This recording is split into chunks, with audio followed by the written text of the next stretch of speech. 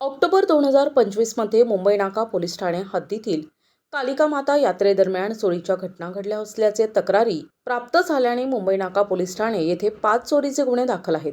सदर गुन्ह्याचा तपास करत असताना काही दिवसांपूर्वी सदर गुन्हे हे आर्यन पप्पू शेख वय वर्ष 19 राहणार अहिल्यानगर याने केले असल्याचे गोपनीय बातमीदारामार्फत माहिती मिळाली. तेव्हापासून त्याचा शोध घेतला असून परंतु तो मिळून येत नव्हता. दिनांक 20 मार्च 2026 रोजी गुन्हे शोध पथकाचे पोलीस अंमलदार विशाल नंदकिशोर पाठक यांना त्यांच्या बातमीदारामार्फत गोपनीय माहिती मिळाली की कालिका माता यात्रेमध्ये चोऱ्या करणारा इसम हा चोरीचे दागिने विक्री करण्याकरता महामार्ग बस स्टँड येथे येणार आहे. अशी माहिती मिळाल्याने त्याबाबत वरिष्ठांनी माहिती देऊन महामार्ग बस स्टँड येथे सापळा रचून नमूद आरोपितास ताब्यात घेतले.